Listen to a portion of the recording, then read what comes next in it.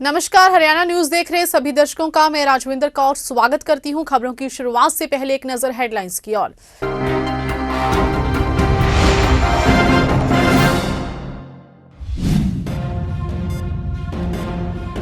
मुख्यमंत्री मनोहर लाल ने चंडीगढ़ स्थित संत कबीर कुटीर में की शिरकत। मुख्यमंत्री आवास पर दृश्य के कार्यों की समीक्षा। अधिकारियों को सख्त आदेश किए जारी। विधानसभा अध्यक्ष ने निफ्ट परिसर में मास्टर ऑफ फैशन मैनेजमेंट पाठ्यक्रम के प्रथम बेंच के दीक्षांत समारोह में मुख्य अतिथि के रूप में की शिरकत। फरीदाबाद के सिविल अस्पताल बादशाह खान में स्थित मेडिट्रीना हार्ट सेंटर में की जा रही थी धड़ल्ले से लिंक जांच। आरोपी टेक्नीशियन किया गया गिरफ्तार।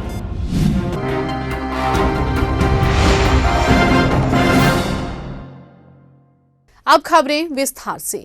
मुख्यमंत्री श्री मनोहर लाल ने आज चंडीगढ़ स्थित संत कबीर कुटीर मुख्यमंत्री आवास पर दृश्य के कार्यों की समीक्षा की। उन्होंने ड्रोन से भूमि के नीचे 15 मीटर तक मैपिंग करने के सेंसर खरीदने तथा ड्रोन फ्लाइंग के लिए जल्द से जल्द नागर विमानन महानिदेशालय भारत सरकार से अनुमति की प्रक्रिया पूरे करने के निर्देश दिए। साथ ही सीएम ने कहा कि विमानन से जुड़े अनुभवी लोगों की सेवाएं दृश्य को लेनी चाहिए। हरियाणा के विधानसभा अध्यक्ष श्री ज्ञानचंद गुप्ता ने कहा है कि राष्ट्रीय फैशन प्रौद्योगिकी संस्थान निफ्ट के स्थापित होने से पंचकुला की राष्ट्रीय स्तर पर एक अलग पहचान बनी है।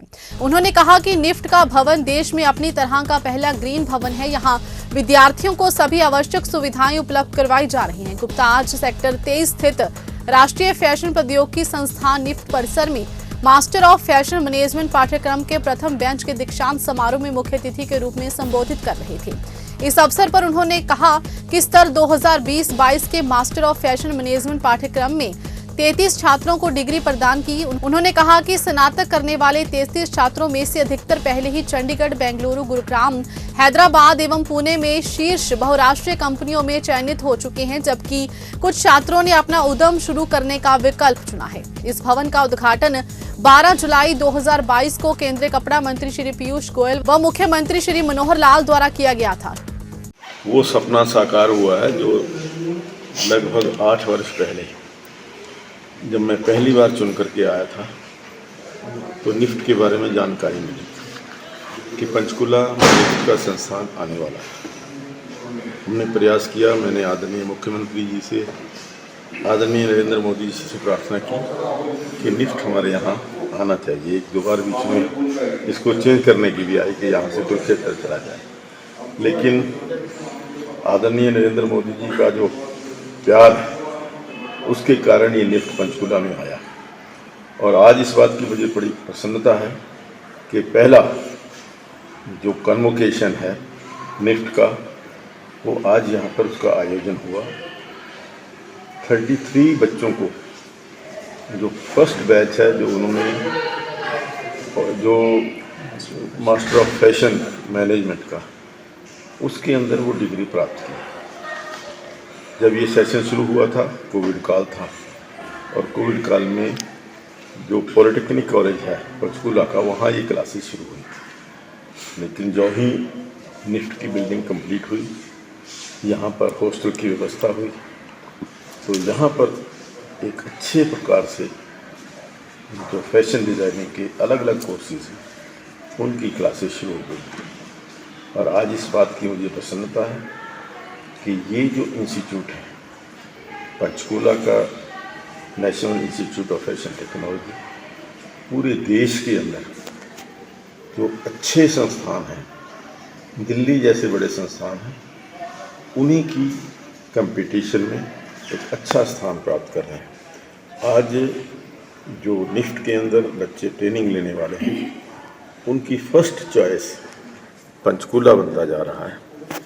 इसके लिए मैं यहाँ की जो मैनेजमेंट है, यहाँ की जो फैकल्टी है, उनको बहुत बहुत बधाई देता हूँ।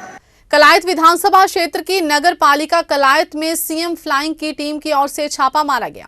17 अधिकारियों कर्मचारियों में से केवल 3 हाजिर मिले, जबकि 14 कर्मचारी गैर हाजिर पाए गए। ड्यूटी से नदार्द कुछ कर्मचारियों ने लंच का बहाना बनाया। शुक्रवार को कलायत नगर पालिका में सीएम फ्लाइंग लंच टाइम के बाद 2:20 तक दस्तक दे रही थी।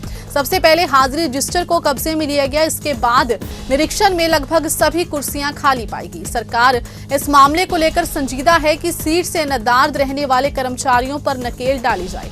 मूवमेंट रजिस्टर में 4 ने एंट्री दर्ज की हुई थी। नगर पालिका की आय और जन सुविधा से जुड़े कार्यों का ब्यौरा लेते हुए हैरान रह गए जब हाउस टैक्स की स्थिति का विवरण उपलब्ध नहीं था। ब्रांच का कार्य देखने वाले कर्मी का तर्क था कि इंटरनेट ठप है, जबकि ऑफलाइन भी नगर पालिका के पास बकाया हाउस टैक्स का पूरा विवरण उपलब्ध होता है। वीडियोग्राफी के बीच हुई कार्रवाई। डीएसपी रविंद्र कुमार ने जिस प्रकार फोटोग्राफी के बीच पूरी कार्रवाई को अंजाम दिया, उससे कोताही करने वालों पर गाज गिरना तय है। हरियाणा में 5 और 6 नवंबर को सरकारी नौकरी में भर्ती के लिए सीईटी यानी कॉमन एलिजिबिलिटी टेस्ट है, जिसके लिए अंबाला में भी कई जगह पर सोपती सेंटर बने हैं। सुबह से ही बाहर से आने वाले विद्यार्थियों का तांता लगा हुआ है। बस स्टैंड से रोडवेज ने विद्यार्थियों को अलग अलग सेंटर पहुंचाने के लिए कई एक्स्ट्रा बसें लगाई हुई हैं। खुद रोडवेज महाप्रबंधक अश्विनी डोगरा अपनी देखरेख में बसें भेज रहे हैं। सेंटर पर भी विद्यार्थियों की भीड़ लगी हुई है। जहां कुछ स्टूडेंट्स रोडवेज की व्यवस्था से खुश नजर आए, तो वहीं कुछ स्टूडेंट्स अपने वाहन या किराया खर्च कर आए वो नाराज भी देखे गए। एग्जाम देने आए स्टूडेंट्स ने बताया कि आज से वे सीईटी का एग्जाम देने आए हैं और उन्हें रोडवेज की ओर से कोई परेशानी नहीं हुई और ना ही उनसे कोई किराया लिया गया। उनका कहना है कि अंबाला पहुंचने पर भी यहां से सेंटर तक रोडवेज की बस ने उन्हें सेंटर तक छोड़ा है। वहीं कुछ स्टूडेंट्स ने बताया कि उन्हें रोडवेज की व्यवस्था बिल्कुल भी ठीक नहीं लगी, क्योंकि उन्हें अपना किराया खर्च करके आना पड़ा। उन्होंने कहा कि कई जगह पर रोडवेज चालक ने बस को नहीं रोका, जबकि वहां पर काफी स्टूडेंट्स बस के इंतजार में खड़े थे। दिल्ली से सटे फरीदाबाद के सबसे बड़े सिविल अस्पताल बादशाह खान में दिया तले अंधेरे की कहावत सही साबित हुई है। जी हां, ये बात हम इसलिए कह रहे हैं क्योंकि सिविल अस्पताल बादशाह खान में ही धड़ल्ले से लिंग जांच की जा रही थी, जिसकी सूचना पर सीएमओ झज्जर की टीम ने पुलिस के साथ छापेमारी करते हुए आरोपी टेक्नीशियन दिनेश को गिरफ्तार कर लिया और मशीन को सील कर दिया।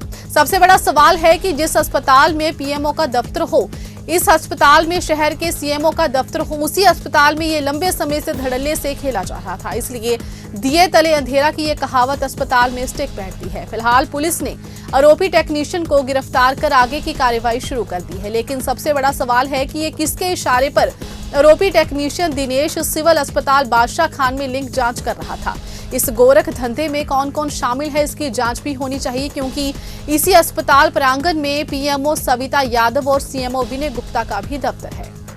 ये स्वास्थ्य विभाग झज्जर की टीम डॉक्टर शैलेंद्र और डॉक्टर ममता यहाँ पे आज इस छापामारी के लिए आए थे। उनको सूचना मिली थी कि फरीदाबाद बीके हॉस्पिटल में जो एक प्राइवेट हार्ट सेंटर है, उसमें इस तरह की अवैध गतिविधियाँ हो रही हैं जो इको के नाम पे, और जो इलीगली तरीके से जो सेक्स की जो उसकी जांच कर रहे हैं।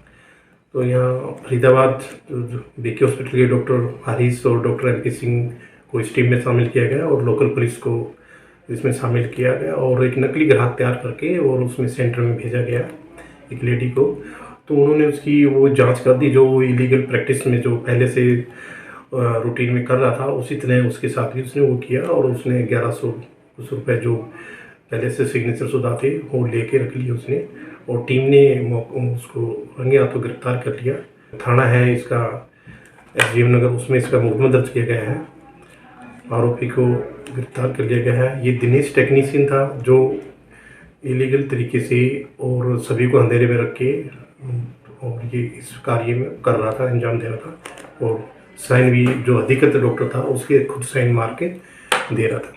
इस्माइलाबाद गांव ठसका मिरांजी जी जिला कुरुक्षेत्र वार्ड नंबर 17 से जिला परिषद के उम्मीदवार सरदार दिलबाग सिंह गुराया चुनाव लड़ रहे हैं, जिनका चुनाव निशान बैलगाड़ी है। सरदार दिलबाग सिंह गुराया वोटरों से अपील करते हैं कि आने वाली तारीख 9 नवंबर को एक वोट बैलगाड़ी के सामने वाला बटन दबाकर दिलबाग सिंह गुराया को विजयी बनाएं। मैं दिलबाग गुराया, सरपंच ठसका मिरांजी, और अब जिला पार्षद वार्ड नंबर 17 कुरुक्षेत्र से चुनाव मैदान में उम्मीदवार हूँ। आपने पिछले 5 सालों में क्या क्या काम किए हैं? मेरे गांव में काफ़ी काम जो हमने कम से कम जो ज़्यादा ये 86 गलियां जो हमने बनाई हैं गांव के, और भी काफ़ी विकास कार्य किए हैं। जैसे कि कम्युनिटी हॉल है, कोई गरीब आदमी वहां जाके अपना ब्याह शादी या कोई भी प्रोग्राम जरा कर सकता है। और जैसे पार्क की सुविधा हमने बुज़ुर्गों के लिए, नौजवान साथियों के लिए, बच्चों के लिए एक पार्क की सुविधा भी गांव को उपलब्ध करवाई है। और इससे अलग से जो कहें तो गांव की निकासी, पानी की निकासी थी जो, वो भी निरंतर हमने 3 पाइपलाइन करवा के और उसका जो समाधान, पानी की निकासी का जो किया, समाधान किया है। और गरीब जो वर्ग है उनके के लिए आपने क्या क्या काम किया है?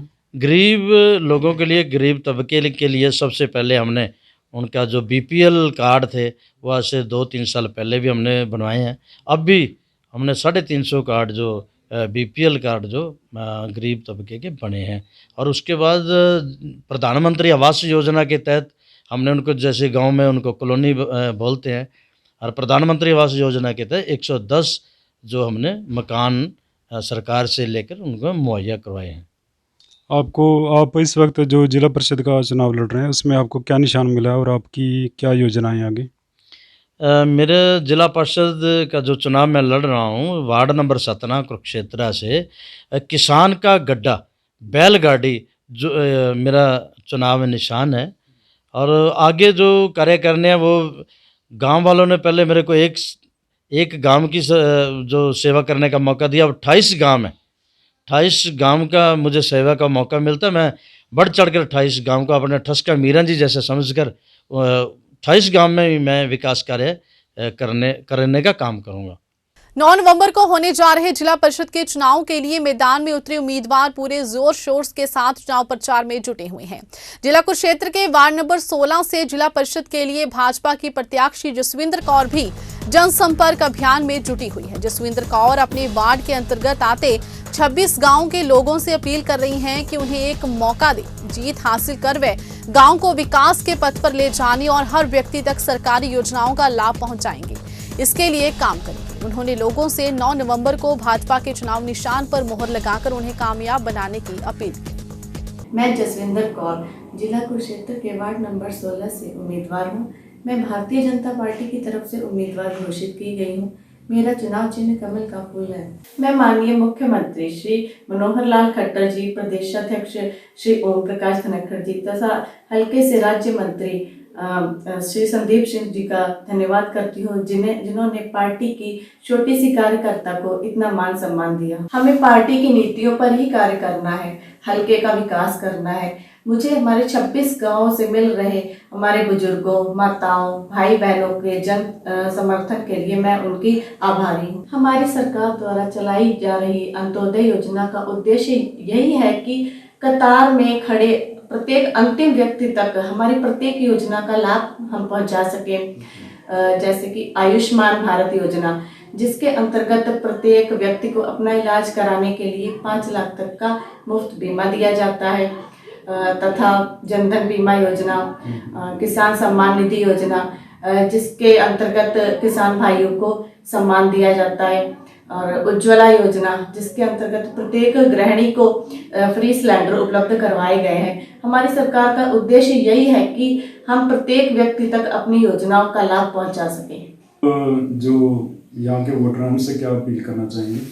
मैं अपने प्रत्येक भाई बहनों से यही अपील करती हूँ कि आने वाली 9 नवंबर को अपना कीमती वोट कमल के फूल के सामने वाला बटन दबाकर मुझे कामयाब बनाएं तथा अपना आशीर्वाद इसी तरह मुझ पर बनाए रखें। मैं अपने सभी भाई बहनों का धन्यवाद करती हूँ। जय हिंद, जय भारत। मेरा चुनाव निशान कमल का फूल है, जो बैलेट पेपर में सबसे ऊपर है। आप सभी से प्रार्थना है कि कमल के सामने वाला बटन दबाकर मुझे सफल बनाएं। फिलहाल हरियाणा न्यूज में बस इतना ही। मुझे दीजिए इजाजत। धन्यवाद।